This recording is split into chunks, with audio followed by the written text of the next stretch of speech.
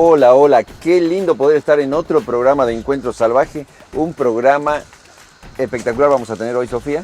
Sí, ¿Cómo estás? tal cual, muy bien, Roberto, ¿cómo están? Espero que estén todos muy bien en sus casas. Gracias por seguir con nosotros en otro episodio. Realmente un programa con una fundación muy importante a nivel internacional con la que estuvimos vinculados, ¿no? Así es. Si recuerdan, y si no, lo pueden recordar en nuestro canal de YouTube, Encuentro Salvaje Jujuy.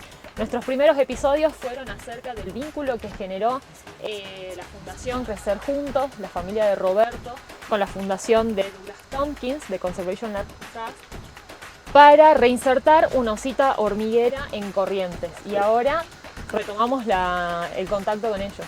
En los esteros de Liberá fue la liberación y nada, a veces uno no se da cuenta, Sofía, cuando hace esto y se dedica a hacer preservación, a hacer cuidado del ambiente, no toma conciencia realmente con quién estás. Estuvimos con una de las fundaciones más importantes del mundo, con un multimillonario que lo abrazaba a mi papá y se iban abrazados los dos y yo los miraba y él era multimillonario y estaba con mi papá en los esteros de Liberá y bueno, realmente algo muy muy hermoso lo que hace esta fundación y lo vamos a tener hoy en el programa. Tal cual, la conservación nos une a todos, sin diferencias, así que hoy vamos a dedicarle un poco el tiempo a eso. Vamos entonces a arrancar el programa. Vamos. Presentación del programa.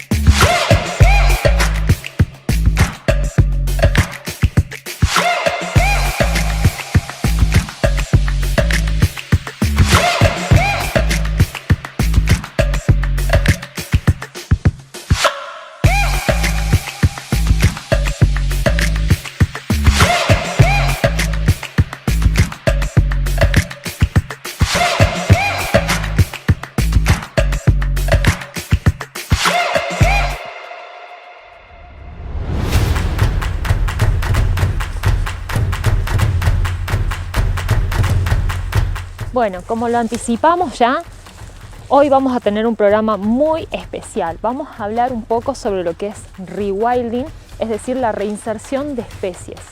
Una estrategia de conservación para mitigar esta gran crisis de pérdida de biodiversidad que nos encontramos atravesando hoy. Para ello, nos volvimos a contactar con la gente vinculada a la Fundación Rewilding, que a su vez está vinculada a la Fundación de Conservation Land Trust.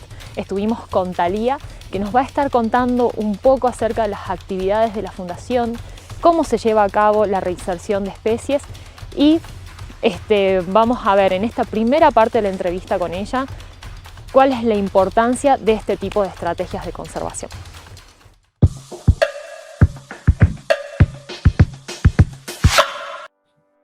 Hola, ¿cómo estás? Muy buenas tardes. Bueno, un gusto, la verdad, tenerte, que dediques unos minutos a formar parte de nuestro programa. Así que, bueno, ¿qué te parece si nos contás un poco desde adentro en qué consiste, cómo está constituida la Fundación Rewilding?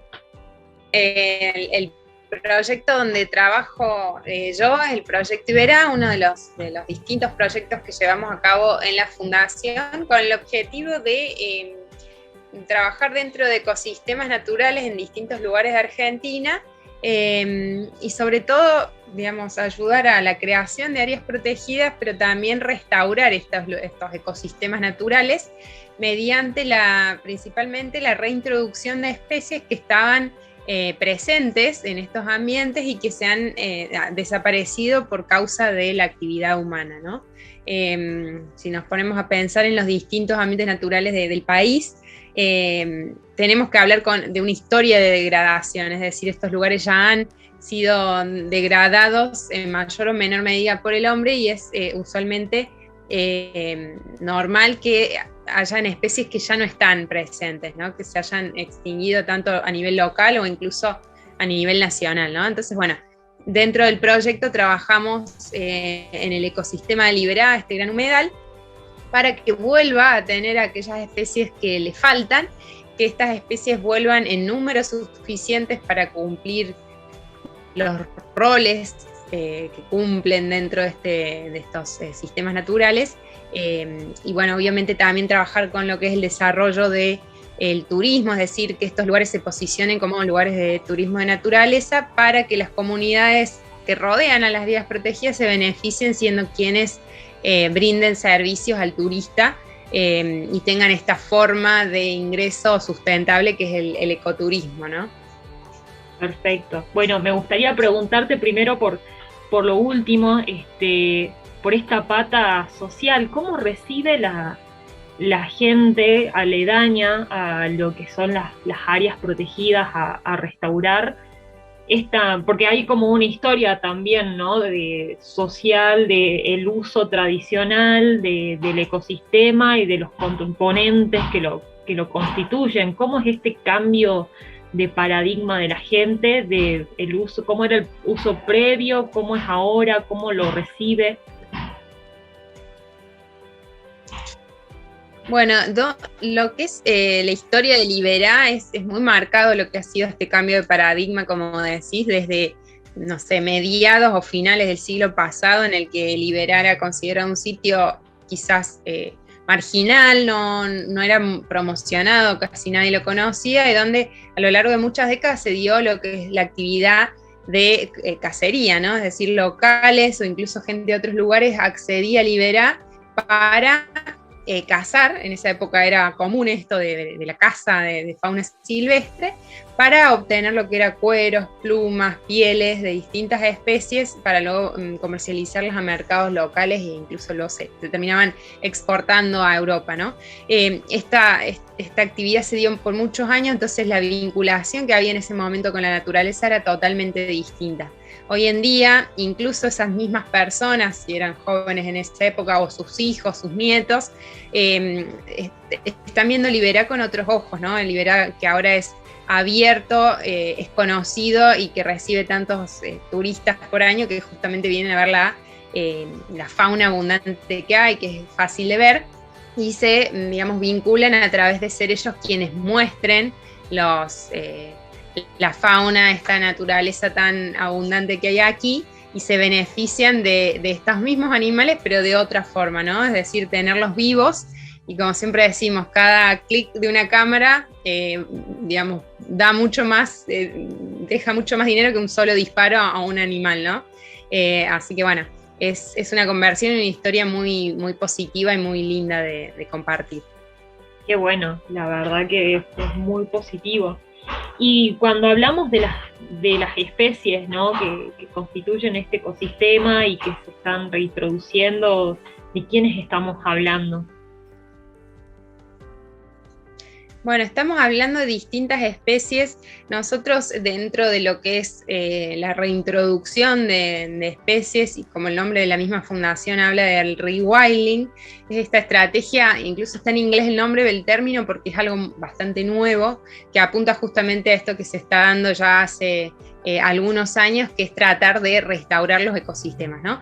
Y en el caso del rewilding, apuntamos a lo que es tratar de que los ecosistemas vuelvan a ser completos y funcionales, es decir, como decía recién, que tenga todas las especies que les son propias y en números suficientes como para que vuelvan a cumplir los roles que cumplían, pero enfocándonos sobre todo en lo que son especies clave, que son aquellas especies cuya presencia en un ambiente genera un efecto bastante marcado, ¿no? Es decir, y por ende su ausencia, su extinción también genera desencadena muchos efectos en el ecosistema, ¿no? En Iberá estamos trabajando con algunas especies como, digamos, cronológicamente empezamos con el oso hormiguero gigante, el venado de las pampas, que es una especie muy amenazada en el país, el pecarí de collar, el tapir en su momento, el guacamayo rojo, que está extinto en toda la Argentina, el moitú, que es otro ave, digamos, más de bosque, la nutria gigante, que es otra especie que está extinta en toda la Argentina, el ocelote, y bueno, y obviamente no podía faltar el yaguareté, ¿no? Que es justamente la especie clave por excelencia en este ambiente, que desapareció ya hace más o menos a mediados del siglo pasado, desaparece en toda la provincia de Corrientes, y bueno, desde el año pasado se están liberando los primeros ejemplares que vuelven a habitar libres de Libera, ¿no? Y principalmente las razones de que hayamos perdido completamente o parcialmente algunas de estas especies es, digamos, la cancería y la pérdida de hábitat, ¿o hay otros motivos? Sí, son una combinación de factores, ¿no? En general los distintos ecosistemas naturales se pueden dar unos más que otros, depende de la región, pero principalmente lo que es la presión de caza, es decir, esta persecución durante tanto tiempo o eliminación de ejemplares de una población, lo que es la destrucción del hábitat, es decir, no sé, talar un bosque para cultivos o secar un estero para cultivo. Plantación de vegetación exótica, incluso la introducción de especies que no son del lugar, que son exóticas también, que terminan compitiendo con la fauna nativa, es otro efecto marcado. La construcción de rutas de, digamos, sitios urbanos, es decir, son muchas las causas que generan que una especie desaparezca de su lugar, ¿no?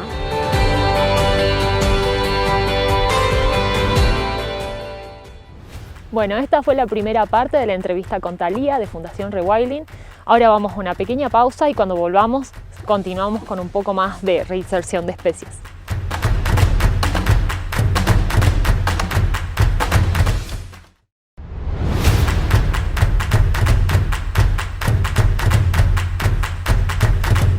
Muchas gracias por quedarse con nosotros después de esta brevísima pausa, y lo que vamos a tener ahora es la segunda parte de la entrevista con Thalía, que nos va a estar contando un poco acerca de una nueva experiencia que une a las provincias de Jujuy y de Corrientes, la reinserción de unos individuos de ocelote y de pecarí, dos especies en peligro y con necesidades de conservación extintas en la provincia de Corrientes. Así que vamos a verlo.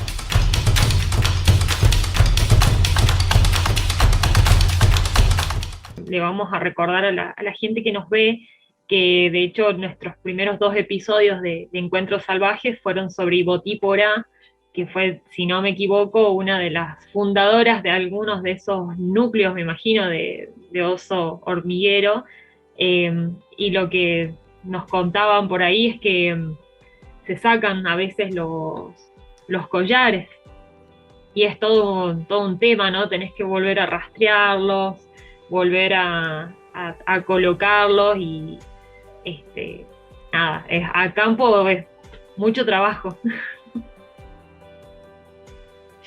Sí, exactamente. Bueno, Ibotí es como la precursora, ¿no? Porque es la primera, creo que si no mal no recuerdo, el primer ejemplar liberado de todos los proyectos, así que es como la primera el primer ejemplar liberado, ¿no? Y como decís, justamente ella que pierde su arnés, que era todo especial por el diseño del cuerpo de los osos hormigueros, y bueno, fue también un desafío, no es la última vez que pasó esto de que animales pierdan sus collares, y luego es todo cómo encontrás un animal a campo sin la ayuda de este dispositivo. Bueno, obviamente con comida todo se logra, y en muchos casos hemos logrado recapturar para ponerles de nuevo el collar y ver que estén bien, digamos, ¿no? Esto dura una fase, no es que los tengan de por vida los collares, sino que es hasta que logramos ver que se hayan adaptado y luego sí se les quita definitivamente.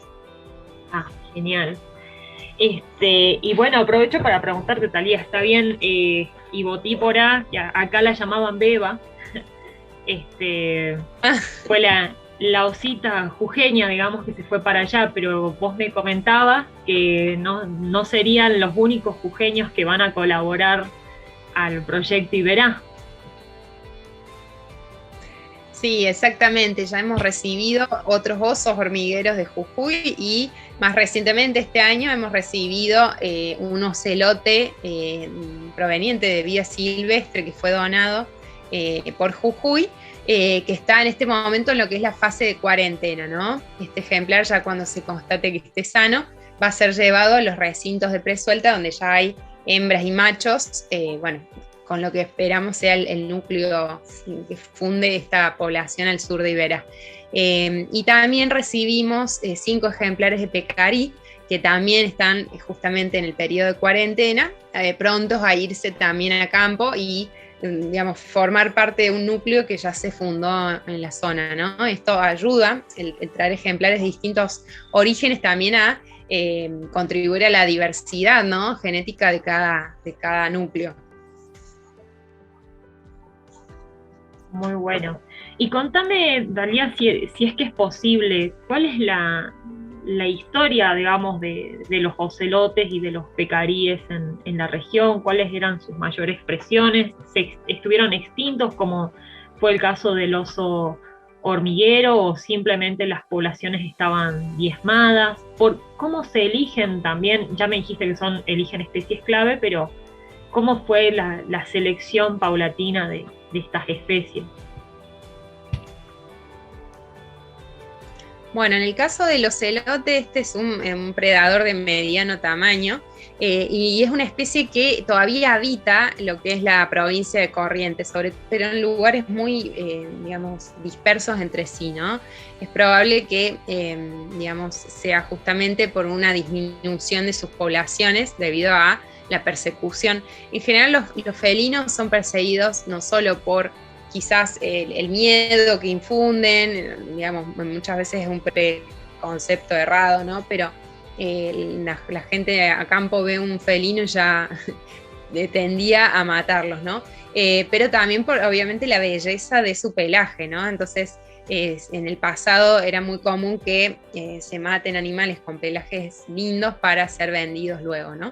Esto ha generado que el ocelote, como otras especies de carnívoros, hayan disminuido mucho su rango, digamos, que habitaba, ¿no? Incluso en Corrientes. Entonces, la idea justamente es crear un nuevo núcleo dentro de este área protegida, para que pueda volver a crecer en número esta especie en la región, ¿no? Y a la vez ayudar a la conexión incluso de otras poblaciones o poblaciones relictuales que están quedando en otros sitios, ¿no? Y en el caso del pecarí es una especie que sí está extinta ya en la provincia de Corrientes, digamos, era parte como de un límite de su distribución, y también era una especie que cumplía un rol importante, y lo cumple porque se alimenta no solo de raíces, sino también, o de hojas, sino también de frutos. Entonces ayuda a dispersar frutos que luego germinan en otras zonas, ayudando, por ejemplo, a mover, digamos, semillas de distintas especies de vegetación, e incluso regenerar bosques, hacerlos más ricos en su diversidad de especies, o incluso ayudar como a fundar nuevos sitios o parches de vegetación, ¿no?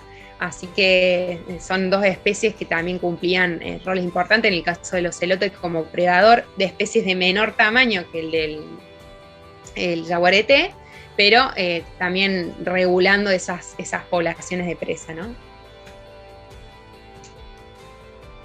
La verdad que es un hermoso trabajo el que hacen. Y como para ir cerrando, te quería pedir si pudieras transmitir a nuestra audiencia un mensaje acerca de tu experiencia en esto de lo que es la reintroducción de especies, y un mensaje esperanzador sobre la conservación que nos pudieras transmitir. Bueno, yo lo que siempre pienso es que así como el ser humano ha sido justamente el causante de tanto daño a la naturaleza, y tuvimos el poder de generar tanto impacto y tanta, digamos, alteración a nuestro alrededor, que se evidencia desde, bueno, visualmente, incluso a nivel de cambio climático, etcétera, extinción de especies que se han ido, digamos, para siempre. También somos capaces de revertir esto, ¿no? Activamente, y no solo, digamos, llorando sobre la leche derramada, sino también diciendo, bueno, vamos a sumar un granito de arena. Son desafíos difíciles a largo plazo, son compromisos a largo plazo, pero que dan sus frutos, que se pueden hacer, y no hay mejor momento que empezar que ahora, ¿no? Hace poco justo estuvimos también en un encuentro de proyectos de conservación, de reintroducción en el mundo, y justamente fue fantástico ver cómo hay tantas problemas en común, desafíos en común que hay en todos estos lugares. Perdón, justo está pasando un auto, un camión. Todos tenemos los mismos desafíos, nos encontramos con muchas digamos, dificultades en el camino, no son procesos fáciles, pero luego ver cómo de la nada se han logrado salvar especies que están así de la extinción total, y ver esos ejemplos en otros lugares del mundo es alentador y digamos, da confianza de que se puede hacer y motiva a seguir, ¿no? Así que todos desde nuestros lugares podemos hacer algo en positivo y no solo lamentarnos por lo que ya hemos hecho, ¿no? Invitarlos a todos como a participar esto de la conservación en el sentido de ser turistas, ¿no? Cuando visitemos áreas protegidas también pensar en las comunidades que rodean estas áreas, en cómo podemos, digamos, consumir, por ejemplo, gastronomía típica, guías locales, experiencias del lugar. Esto deja, digamos, el dinero, beneficio económico de nuestra visita a las comunidades que rodean a las áreas protegidas, que las van a ver con un beneficio, ¿no? Como algo positivo para ellos también, ¿no? Así que eso también está bueno aportar o tenerlo en mente.